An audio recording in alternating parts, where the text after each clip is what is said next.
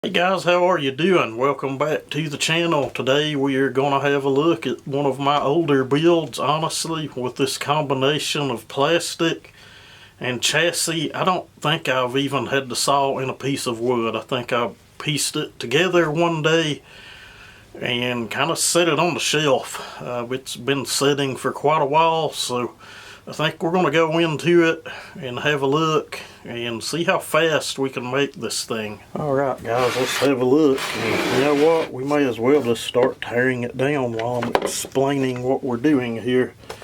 You guys remember the saw we named Dolly we built on the channel? It's probably been 3 years ago. And this saw's nothing real nice. Plastic's cracked on it. The rest of this top plastic's pretty nice, but you know, it ain't like a mint condition saw or anything. But back to what I was talking about, this saw does run. I actually just dumped fuel out of it. But, the saw Dolly, back to that, if you guys remember that build, this saw actually has the chassis or the long block from that project. The plastic from that project is on the I don't like how that feels. The blacked out big bore 372, not to confuse a bunch of people. Just kind of look for that channel on the look for that saw on the channel. I guess it was done sometime last fall, I guess. That one's going to be the only proper bolt that's in the top plastic. I'll probably change that stuff out because I have the proper bolts that should be in it now. But anyway, what this thing is, it's a freshly built bottom end, 2171 bottom end. Dang.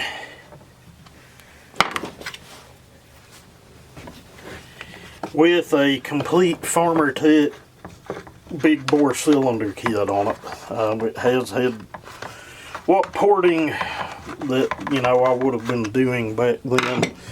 I do remember squish on those cylinders being good. We just used one of those cylinders on that blacked out big bore, so I didn't have a lathe then when this was put together, and there was zero machine work, but I swear I think squish was like 25, 26, 27 thou or something. It wasn't great, but it wasn't bad either. It does look like we might have an OEM carburetor there. Need to get this clutch cover off of the saw. And what we're going to do is we're going to throw the degree finder on this, map it out, then we'll pull the cylinder off and we'll see what it looks like. This saw has cut, the actual long block has cut quite a bit of wood, quite a bit of firewood.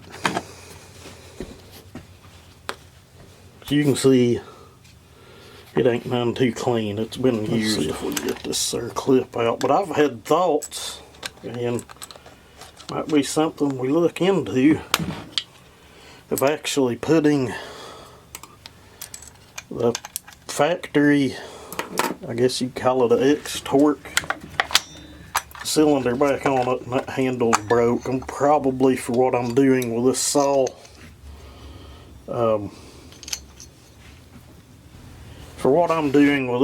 probably just do away with the chain brake assembly on it, and it'll be like maybe the Jonsered version of Krusty. And you can see this saw's had some time on it. It's dirty behind the clutch. And, you know, it was a complete split cases. Probably has mismatched cases. It was a complete build if you guys remember seeing it on the channel. Let's see, get this chain brake out of the way. We'll probably go ahead and pull the starter cover too, because like I said, I'd like to map it out. I don't know that I had that build wrote down in my book that I have with builds in it. We'll just have to see, but we're just going to map it out anyway. because I probably would have still been using a degree wheel back then, which is fine, perfectly fine if that's all you have. But I don't know, I think the angle finder, the degree finder, seems to be more accurate. Maybe not more accurate, but let's just say maybe more consistent. I don't know, that's probably repairable. I've seen some I've got here to where they'll drill them out and put like a steel rod in and connect and glue, and they seem to be fine, but I don't know. Really not that big of a deal. We have one starter cover bowled out. Looks like this may have possibly the proper ones in it.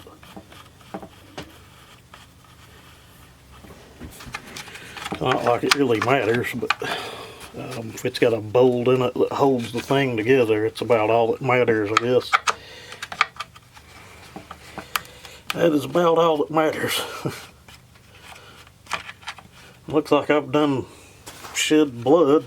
The filling spike already got me. And the last one. Yeah, that one has the proper screws in it.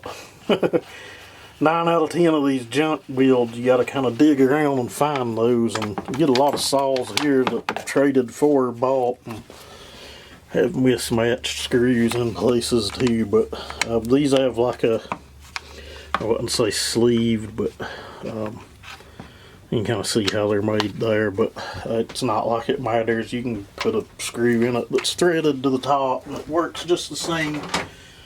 As you can see, that this corner of that recoil was busted.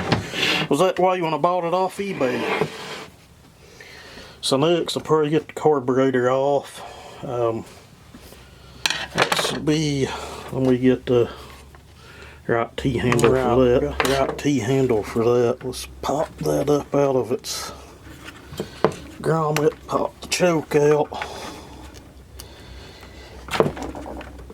9 out of 10 of these saws you get, that thing will be screwed up and broke where it connects into that AV mount at the bottom.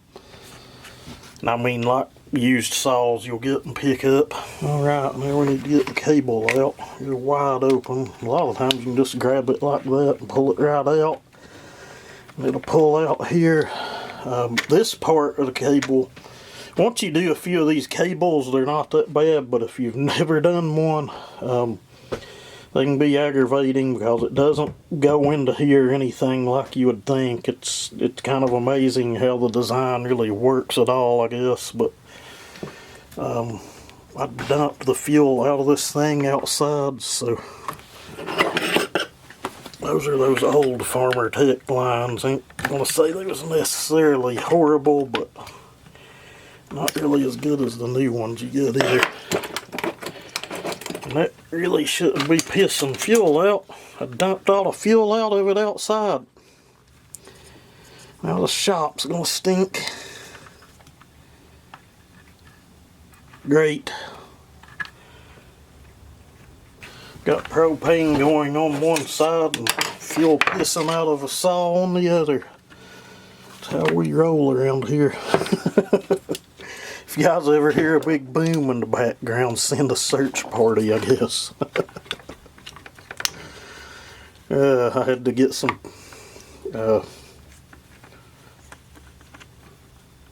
air freshener and spray.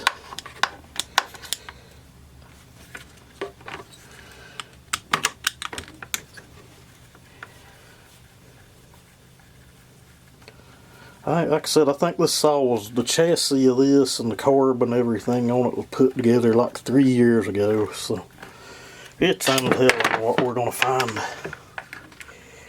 Well, it shouldn't have been stuck to that, but well, it looks like I put some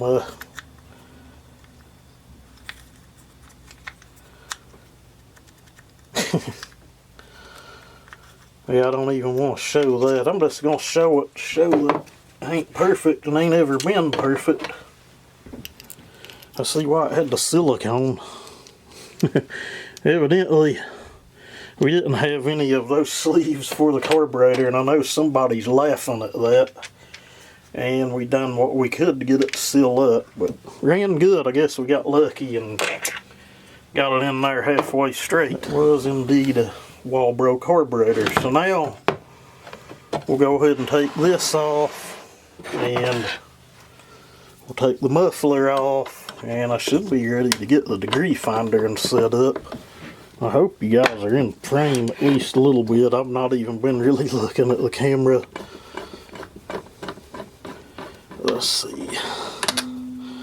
Well, we're drop bolting that. Like I said, someone's laughing at some of this. I know.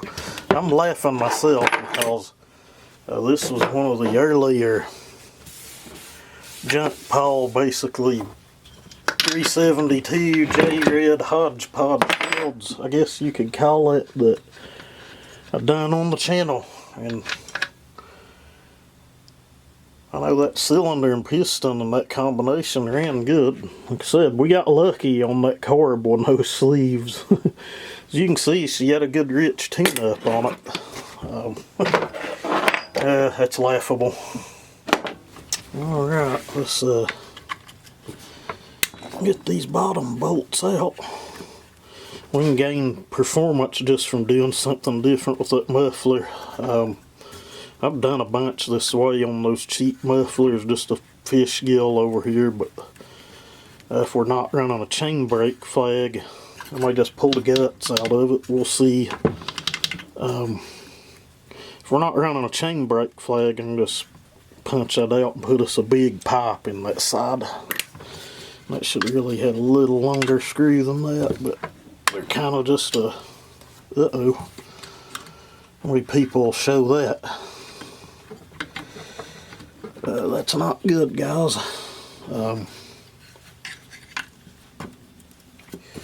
Let's see. Probably got a little trash in it.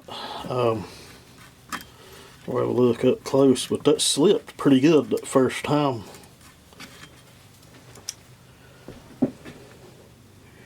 Yeah, she probably needed a pick and an air hose took to her. We'll do that before we go back together, maybe, maybe not. Hell, it came out with a little muscle, so I guess it's perfectly fine. And yeah, I think there's a heat shield behind that. Like, I'm not seeing a heat shield, but once I bent down there and got a good look, like I said, I don't know that this thing has been in a piece of wood with this Jonsered plastic and stuff on it. If I was smart, I'd just put the OEM cylinder and stuff back on it and a good chain brake flag and move it on down the road, because these saws bring decent money. That feels like crap. We'll be nice and say that. That feels like crap.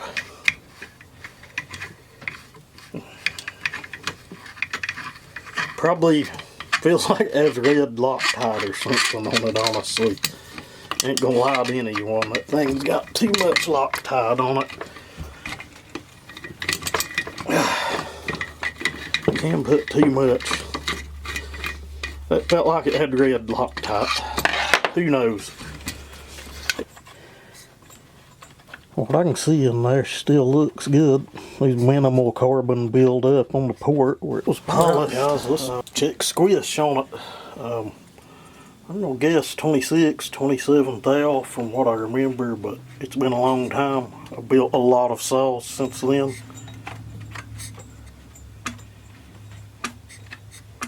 Honestly, it's 28 thousandths, so if it was like 27 and I glued it, I'm sure we're going to pull that off. And looking in there, it was glued on. Like I said, it's been a while back when I built this saw. Alright guys, let's get this degree finder set up. Figure out where I laid the chuck to it. It's under the saw. That's a good enough place for it, I guess. We're going to get this up on TDC. We're as close to it as you possibly could, I guess. I'll say that's pretty close. See, that's a 30, 31, 32 thou wire I've got stuck in there. And I've kind of got it whittled down some, so yeah, it's spot on with that squish. I remembered it being about 26, 27. We got 28 there, so you know, after the glue you're going to get that, just depending on how much you use, I guess. A thou or so. I don't think you should be getting 3 or 4 thou. Some people say that they do, but let's see. The only thing I'm hoping is I don't have the intake timing like maxed out really far on it, because I'd really like to do some machine work to this, because I'd like to make it pretty hot. I've done some pretty strong grinding big bore saws, but none of them's anything real impressive. You know, they're strong for a work saw, but you guys know what I mean. Well, it's not. Let's make sure we have a good 0. That thing barely has any intake timing at all. See how it performed as well as it did. That was close to stock intake timing is what I was getting there. Okay, that's a little more like it. That's about where I would have set things. 157, so half of 157 would be 78 and a half. Does that sound right? I'll try it.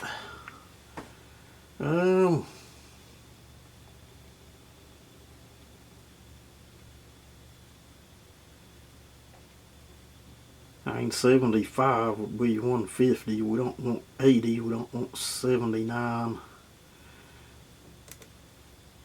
That'll allow me to move things around 35, 40 thousandths safely. It's got an intake opening of 78 and a half. I can work with that. Like I said, we can move things around. We can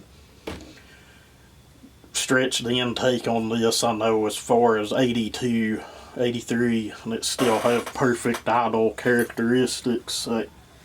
I've not noticed that they really lost any torque. Exhaust opening.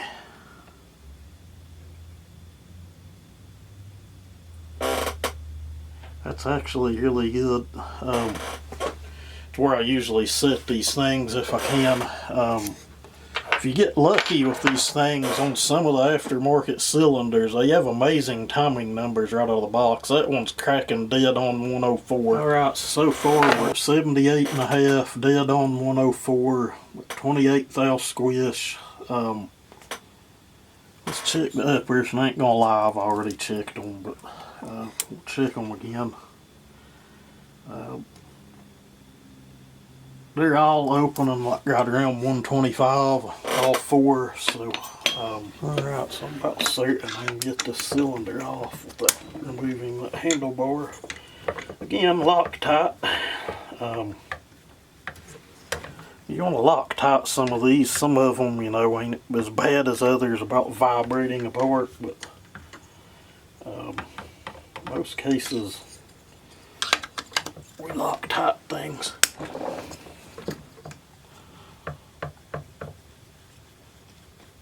And we glue. Nothing wrong with that. Nothing wrong with either. Just for someone that's kind of a weakling, gets something you built, they kind of get pissed because they can't break things loose.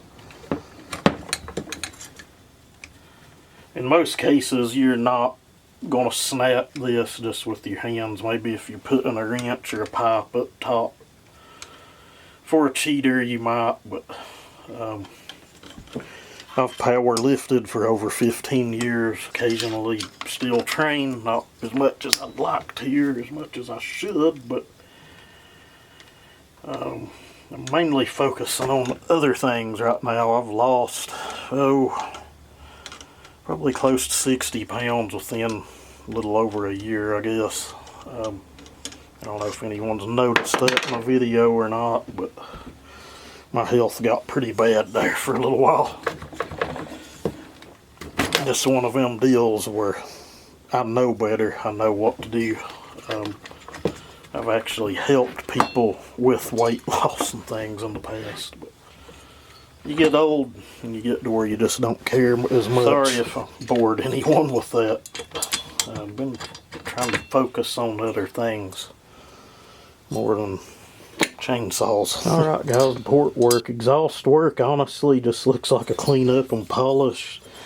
Looking at it, it was raised none. I don't even think it was really widened much, if any. Can safely be widened a lot further than that. The lowers, I guess, we have lowered that bridge. Looks nice and uniform. No sharp edges or gouges or anything. You really don't have to take them that far. That's about dead even with the base. Some of them, you could take it further. As you can see, you could take it all the way to there. I have on some. You're just taking material away from the bottom end, but honestly, on these saws like this with the quad port, closed port cylinders, full circled piston, they are a lot more forgiving on what you can remove as long as you don't screw up in other areas. Uppers, there's a little bit we can do there. There's room for a little bit of improvement, but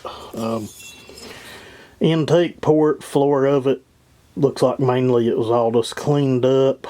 A little bit of work done, some texture work. I don't even know that I'll do anything with that. Looks like I pulled the timing out of the bottom of the piston. I'm pretty sure I probably have maybe not another big bore piston. I'll have to go over there and look in my other cabinet, but I don't know that we have another one of them or not.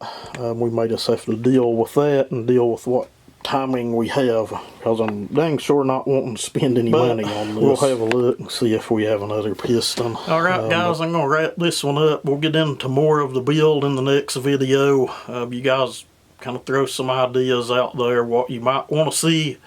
I always like reading the comments. Appreciate all of the comments. And if you ain't commenting, comment. Really helps the channel out. If you haven't give us a thumbs up, give us a thumbs up. It helps the channel out. None of us are getting rich off doing this in the saw community.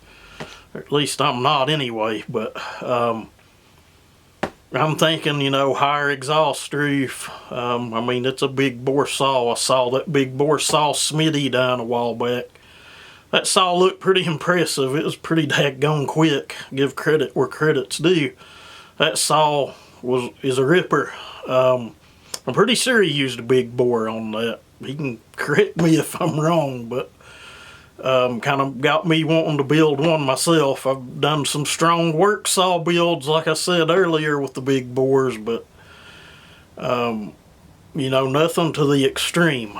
I've done some 046s, some 460s that are, you know, basically the same bore and stroke, 52mm bore, 36mm stroke. It's 76.5 cc's. And those saws absolutely ripped. So, you know, we have quad port transfers here. You know, there shouldn't be any reason we can't make an absolute screamer out of this thing. But anyway, guys, again, thank y'all for watching, commenting, subscribing, and everybody have a good one.